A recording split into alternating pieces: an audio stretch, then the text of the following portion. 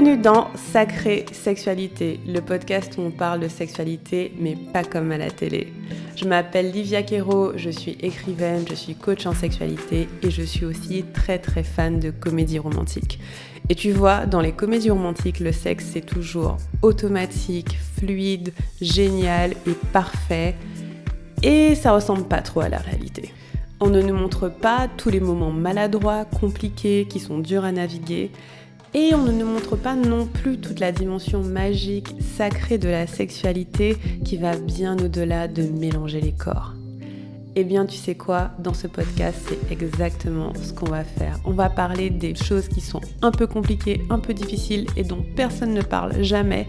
Et en même temps, on va parler de la dimension spirituelle, énergétique de la sexualité qui en fait un outil qui te permet de te reconnecter à qui tu es et qui impacte tous les aspects de ta vie. Je suis très heureuse de t'accueillir dans ce podcast et je te dis à tout de suite pour l'épisode du jour. Hello les amis, il y a une conversation que j'ai eue avec au moins 3, 4, 5 de mes clientes d'affilée et je me suis dit ok, il faut absolument que j'en parle sur le podcast parce que c'est trop important. Et j'en ai déjà parlé sous certains aspects. Ça rejoint un épisode que j'avais fait sur comment s'affranchir du regard des autres. Là, c'est un angle un petit peu différent. J'ai par exemple une cliente qui m'a dit qu'elle avait beaucoup de mal à se donner du plaisir solo parce qu'elle avait peur qu'on la juge et qu'on l'entende et que les voisins l'entendent et que son compagnon l'entende et qu'on se dise mais quel genre de personne c'est, avec l'idée que si elle se donne du plaisir, elle n'est pas une bonne personne. J'ai une autre cliente qui est entrepreneur et qui veut davantage s'exprimer sur les réseaux sociaux. Elle veut parler de sujets un peu plus tabous comme la spiritualité, la sensualité, des choses dont elle n'a jamais parlé jusque-là. Elle se dit mais on va me juger. Qu'est-ce que les gens vont dire ? Et j'ai une autre cliente qui, c'est autre chose qui se joue pour elle. Elle a certains privilèges et elle se dit, mais les gens vont se dire que, voilà, je partage sur telle ou telle chose, mais en même temps, j'ai déjà tellement de choses pour qui je me prends. Voilà, plein de choses comme ça, en fait, qui frottent un peu où on se dit quand les gens vont me regarder, soit parce que je suis une femme sexuelle ou sensuelle, soit parce que j'ai de l'argent et des ressources, soit parce que je m'exprime sur des sujets un peu tabous, on va me regarder, on va me juger. Au fond, elles savent très bien que c'est inévitable. Mais il y a toujours cette phrase qui résonne quelque part, c'est « En fait, j'aimerais que tout le monde m'aime ». Au fond, c'est ce qui se passe. Et il y en a plusieurs qui me l'ont verbalisé. J'aimerais que tout le monde m'aime. Donc ce que j'ai envie de te dire, c'est que non seulement c'est impossible que tout le monde t'aime, parce qu'il y a des gens qui te connaissent même pas et qui t'aiment pas, qui n'aiment pas ce que tu représentes, qui n'aiment pas ta façon d'être dans le monde, qui n'aiment pas tes valeurs, il y a des gens qui t'aiment pas et qui te connaissent à peine. Moi, il y a énormément de gens qui ne m'aiment pas et qui ne me connaissent même pas de près, en fait, qui ne savent pas qui je suis. Donc ça, c'est la première chose, c'est qu'il y a forcément des gens qui vont pas t'aimer. Il y a forcément des gens qui sont complètement indifférents à toi, pour qui tu ne représentes absolument rien. Et il y a des gens qui t'adorent. Mais il y a forcément dans le lot des gens qui t'aiment pas. Et ensuite, c'est mieux qu'il y ait des gens qui t'aiment pas. Parce que si tout le monde t'aimait, ça voudrait dire qu'il y a des personnes qui ont des valeurs contraires à toi, qui vont promouvoir des choses auxquelles tu ne crois pas, qui vont t'aimer aussi. C'est super bizarre. Parce qu'on dit, oui, j'aimerais que tout le monde m'aime, mais en fait, dans les faits, est-ce que nous, on accepterait et on aimerait tout le monde ? Pas forcément, si on est honnête avec soi. Il y a des choses que certaines personnes font qui font que je ne les apprécierais pas. Ou que je peux pas dire, oh, c'est une personne que j'aime bien ou que j'admire, ou non, absolument pas. Et donc, est-ce que toi, dans l'autre sens, t'aimerais qu'il y ait des personnes qui soient contre tes valeurs, qui n'aillent pas dans ton sens et qui t'aiment quand même juste par, je sais pas quelle magie étrange? Non. En fait, à partir du moment où certaines personnes n'aiment pas ce que vous faites ou que vous êtes et ne sont pas d'accord, ça signifie que vous êtes en train de vous affirmer pleinement. Ça signifie que vous êtes en train de montrer qui vous êtes. L'alternative à ça, c'est de se masquer. C'est qu'on va mettre un visage lisse et qui du coup ne suscite rien. Qui, ça ne fait pas réveiller les foules et on n'est pas adulé et adoré.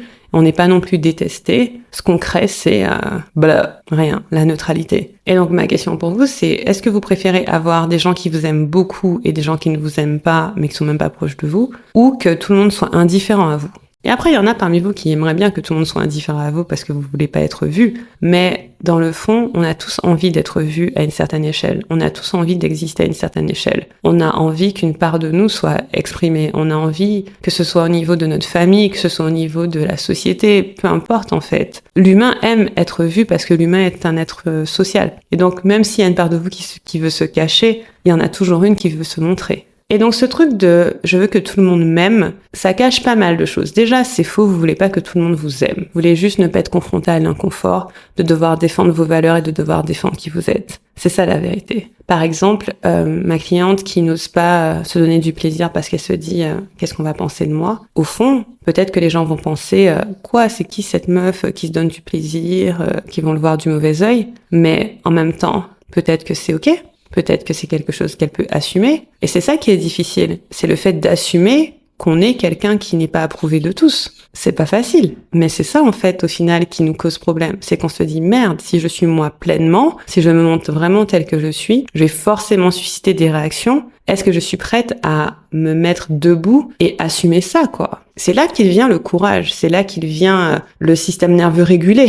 C'est là où on a besoin d'être stable dans notre corps. C'est qu'on se dit, ok, je peux accepter d'être moi pleinement, mais j'ai juste un peu peur des réactions et de pas savoir les gérer. C'est ça la réalité. C'est pas que vous voulez que tout le monde vous aime, c'est que vous voulez éviter les réactions des gens. Mais c'est compréhensible. Il y a une chose que j'ai recommandé à une de mes clientes, et c'est dans mon livre aussi, dans le chapitre sur Expressionista, et on travaille aussi sur cela dans le temple, puisque dans le temple, mon programme, on travaille aussi avec les archétypes. Expressionista, c'est l'archétype sur l'expression au-delà de la honte. En fait, vous n'avez pas besoin que tout le monde vous aime, mais vous avez besoin d'être rassuré. Vous avez besoin d'être rassuré que ce que vous dites, et ce que vous faites, et ce que vous choisissez, et la façon dont vous choisissez de vivre votre vie, c'est approuvé au moins par certaines personnes. On a tous besoin d'un peu de validation. Et en fait, vous avez besoin d'un premier noyau qui vous encourage et qui vous soutient. Par exemple, si je prends l'exemple de ma cliente qui veut se donner du plaisir solo, je lui ai demandé, ok, qui tu as autour de toi? Elle me dit, j'ai pas grand monde, mais j'ai mon mari. Je fais, ok. Comment ton mari verrait le fait que tu donnes du plaisir solo? Imaginons qu'il passe devant la porte et qu'il t'entend gémir. Ce serait quoi sa réaction? Elle me dit, mais il serait super content. Déjà, il serait super content pour moi, mais il m'encouragerait, c'est sûr. Je dis, voilà. Pense à lui. Pense pas à toutes les autres personnes qui verraient ça d'un mauvais œil. Parce que c'est une personne à qui tu tiens, c'est une personne qui compte pour toi, elle est à tes côtés, elle te soutient. Pense à lui. Et en fait, l'expressionnista, l'une de ses affirmations, c'est « mon cœur est bon ». C'est-à-dire que le plus important, c'est qu'on réalise que ce qu'on fait est bien, que c'est une bonne chose. Pour aller au-delà de la honte, il y a le fait de célébrer et d'accepter qui on est vraiment et ce qu'on choisit de faire. Et donc du coup, vous avez besoin d'un petit cercle autour de vous qui vous dit « oui, ce que tu fais, c'est trop bien, c'est vraiment génial ». Et comme dans le cas de ma cliente, ça peut être son mari. Si vous avez un projet créatif, peut-être que c'est vos amis, peut-être que c'est certains membres de votre famille, peut-être que c'est des étrangers sur Internet. Par exemple, à une de mes clientes, je lui ai recommandé de créer une petite liste de personnes qui pourraient être témoins de ce qu'elle veut partager, qui est un peu intimidant pour elle en fait. Juste avoir 4-5 personnes qui sont vraiment à vos côtés et qui vous encouragent. En fait, ce que ça va faire, c'est que ça va vous donner la force. Ça va vous donner la force de vous affirmer, y compris face à des personnes qui sont pas d'accord avec vous. Parce que quand vous dites « je veux que tout le monde m'aime », c'est pas vraiment tout le monde. Vous voulez que ceux qui comptent vous aiment et vous voulez être capable, quand, une fois que vous êtes un peu plus exposé au monde, de dire « oui, c'est comme ça que je choisis de vivre. Oui, c'est comme ça que je choisis de m'exprimer. Et ceux qui sont pas contents, c'est pareil. » Et d'avoir cette sûreté-là quelque part, d'être sûr de ça, d'avoir cette confiance-là. Moi, je sais que je partage sur la sexualité et clairement, c'est un thème qui est pas forcément évident, mais je me sens très très protégée par mon cercle proche. J'ai un compagnon très très encourageant et je parlais de ça à une de mes clientes, je lui disais que c'était important pour moi, et je l'ai dit sur le podcast aussi, parce que j'ai fait un épisode sur comment je l'ai manifesté. C'était important pour moi de pas avoir juste une personne qui tolère mon métier ou qui accepte mon métier. J'avais besoin de quelqu'un qui encourage mon métier. Pour que quand j'ai des choses à dire sur mon podcast, des choses à dire sur Instagram, ils viennent pas me dire à la maison, « Ah non, mais quand même, ce que t'as dit là, c'est un peu limite, hein, t'abuses, hein. » Enfin, tu vois, j'avais vraiment pas besoin de ça. J'avais pas besoin de quelqu'un qui doute de moi chez moi, ok? Et j'avais besoin de quelqu'un d'encourageant. Et j'ai quelqu'un d'encourageant. J'ai des copines super célébratrices qui m'encouragent, qui me disent que c'est trop bien, qui achètent mes programmes, qui sont présentes, qui sont là. Ça fait vraiment du bien. Ma famille me soutient. Ma mère, mon père, mes frères, ils sont présents, ils sont là. Et ma mère, c'est ma première cliente. Ok, tout ce que je dis, elle écoute, elle lit les newsletters, elle commente les posts, elle est là, elle m'en parle, elle me pose des questions. Et en fait, ce soutien-là, je sais que tout le monde ne l'a pas. Ok, je vais pas faire genre, mais il est très nécessaire. Et donc, si vous ne l'avez pas ou que vous devez le construire, construisez-le étape par étape. Par exemple, certaines de mes clientes, c'est dans le groupe du programme qu'elles rencontrent des personnes qui leur correspondent. Vous n'avez pas besoin de 10 millions de personnes. Vous avez besoin d'une personne, voire deux, vers qui vous pouvez vous tourner et dire « Attends, est-ce que tu penses que je peux partager ça? Est-ce que tu penses que c'est bien ?» Elles vont vous dire « Oui, c'est top !» Moi, j'ai ma meilleure copine. Quand j'ai un truc très difficile à partager, je lui montre d'abord. Elle va me dire « Ouais, c'est trop bien !» Et très souvent, j'ai aussi une version édulcorée où j'enlève la moitié de ce que j'ai dit et là, elle va me dire « Non, meuf, on remet la version d'avant. » Et voilà, et donc c'est important en fait de créer ce noyau dur qui va vous donner le courage et vous dire « Ok, ce que je dis, c'est bien. » Par exemple, un truc tout bête, quand parfois je fais des posts sur les hommes sur Instagram, je les montre à mon chéri. Je fais « T'en penses quoi ?» Il me dit « Ouais, ça va. » Je fais « Ok, c'est bon, je peux le faire. » Ça veut dire que même s'il y a plein d'hommes énervés dans mes commentaires, je sais qu'il y en a au moins un qui comprend et c'est le plus important, c'est celui qui est chez moi. Voilà. Et donc, commencez par là. Donc, plutôt que de vous dire, je ne fais rien, je ne crée rien, je n'ose pas être moi, je n'ose même pas être sexy ou sexuelle parce que j'ai peur du regard des autres ou que j'ai peur qu'on me juge, essayez de créer autour de vous un noyau dur de personnes qui ne vous jugent pas et qui vont vous refléter le fait que vous êtes une bonne personne, que vous faites des bons choix, que ce que vous dites a du sens. Et ça ne veut pas dire que ces personnes-là seront toujours d'accord avec vous. Ça ne veut pas dire qu'elles auront toujours, voilà, le truc... Ça veut pas dire qu'elles vous challengeront pas un petit peu sur certains points, mais elles voudront toujours votre bien et elles vous connaîtront assez bien. Une chose aussi que je dis souvent à mes clientes, c'est que les gens qui jugent ne vous connaissent pas. Quand on connaît quelqu'un, on ne juge pas, parce qu'on connaît l'histoire. Et c'est pour ça que, par exemple, avec mes clientes, le non-jugement, c'est une règle très importante. Pourquoi on ne juge pas? C'est parce qu'on ne sait jamais tout ce qui se passe dans la vie d'une personne. On ne sait jamais les tenants et les aboutissants de pourquoi quelqu'un dit ça ou de pourquoi quelqu'un a fait tel ou tel choix. On ne sait pas. Et donc, quelqu'un qui juge, qui ose émettre un jugement, la plupart du temps, c'est quelqu'un d'ignorant, qui n'a pas les tenants et les aboutissants et qui n'est pas curieux de les comprendre. Parce que si cette personne était curieuse de le comprendre, elle aurait posé une question, ok? Si elle ne pose pas de question et qu'elle émet un jugement, c'est qu'elle est ignorante, en fait. Parce que vous êtes dans votre vie, vous savez ce que vous faites, vous savez vos choix, vous savez pourquoi vous les avez faits. Parfois, c'est pour des raisons tout à fait réfléchies, parfois, c'est des réactions automatiques, parfois, c'est des schémas que vous répétez. Peu importe la raison, vous savez la raison, parce que vous vivez avec vous-même, vous connaissez votre histoire. Une personne qui vient de l'extérieur et qui vous juge ne connaît pas votre histoire. Elle n'est pas proche de vous, elle fait pas partie de votre cercle qui vous aime et qui vous célèbre, ce n'est pas une personne qui est là pour vous encourager, alors elle ne vous connaît pas. Et parfois, ces personnes qui ne nous connaissent pas, ça peut être des gens comme notre famille, ça peut être nos mères, nos pères, nos frères, nos sœurs, mais c'est ok, ils ont pas besoin d'être dans votre cercle proche, entre guillemets. Vous avez besoin d'encouragement et de réaliser que si quelqu'un émet un jugement à un moment donné, c'est qu'elle ne vous connaît pas. Parce que si elle vous connaissait, elle n'aurait pas jugé parce qu'elle aurait compris. Et si elle ne comprend pas et qu'elle ne veut pas juger, elle peut poser une question, ok? Et c'est comme ça que je fais le tri entre les gens qui me jugent et les gens qui me jugent pas.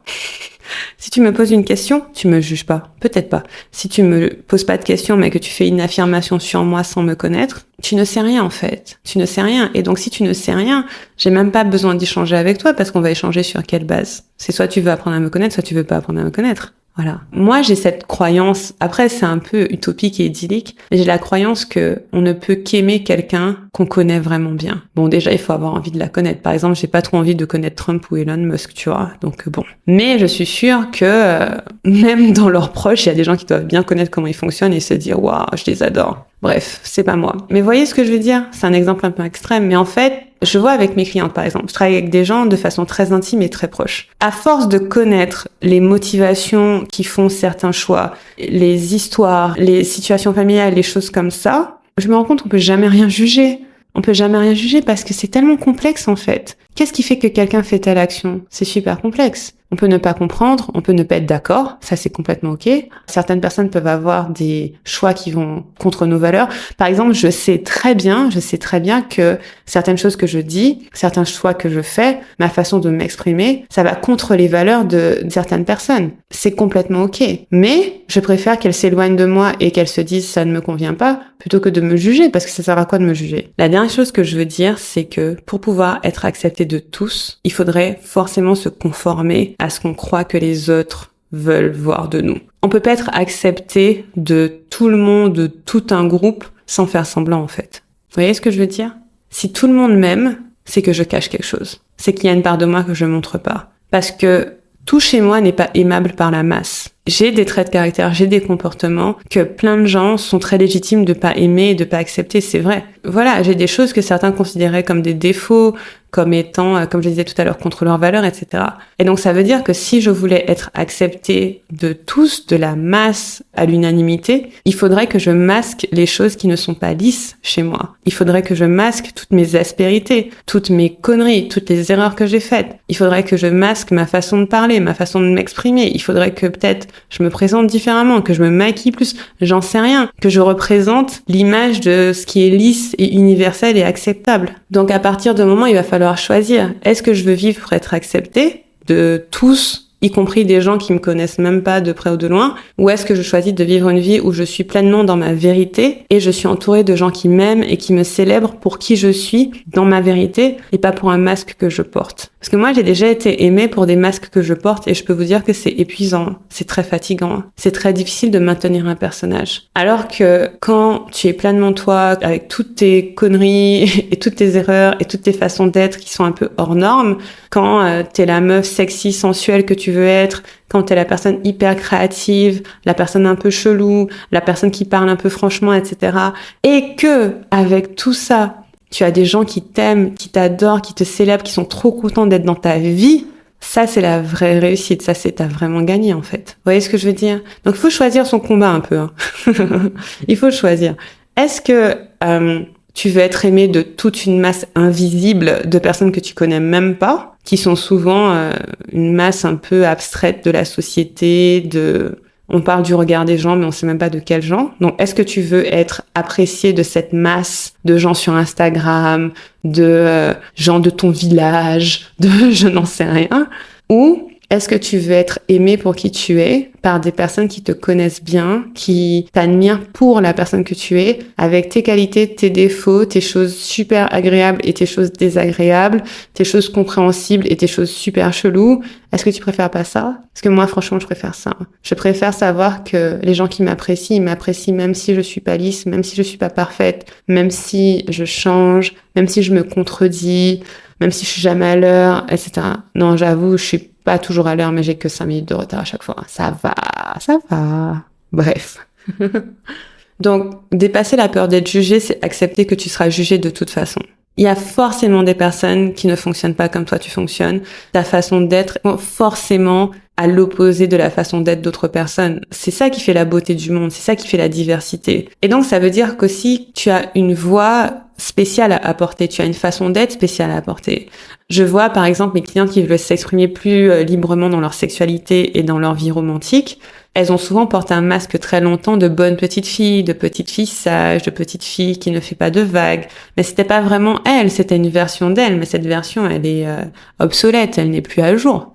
Et maintenant, cette personne qu'elle devienne, qui est beaucoup plus épanouie, qui est beaucoup plus libre, qui rigole, qui danse, qui fait l'amour, qui connaît son corps, etc., cette version-là, mais tu m'étonnes qu'elle va déranger des gens, tu rigoles quoi? Bien sûr qu'elle va déranger des gens, bien sûr qu'elle va déranger. Mais en même temps, peut-être qu'elle va inspirer d'autres personnes. Peut-être que d'autres personnes vont voir cette version et se dire « Waouh, moi aussi je peux prendre ma place comme ça. Moi aussi je peux m'exprimer comme ça. Waouh, merci. Merci de me montrer que c'est possible. » Parce que ça existe aussi. Quand vous êtes vous-même, vous inspirez d'autres personnes à être elles-mêmes aussi. C'est vraiment très important. C'est une chose qui a énormément d'impact. Donc voilà. J'espère que ça vous aide, que ça vous encourage. Moi, j'ai envie de vous voir briller. J'ai envie de vous voir prendre toute la place. J'ai envie de vous voir être vous-même. Parce qu'il y a des gens qui vont vraiment adorer. Il y a des gens qui vont détester. Il y a des gens qui vont s'en foutre. Mais il y a des gens qui vont adorer. Et ça suffit largement. Vous n'avez pas besoin de l'approbation de tout le monde. Vous avez juste besoin de l'encouragement, le soutien, la célébration, l'admiration de quelques personnes. Et c'est déjà hyper gratifiant. Voilà, je vous embrasse et je vous dis à bientôt pour le prochain épisode. Salut!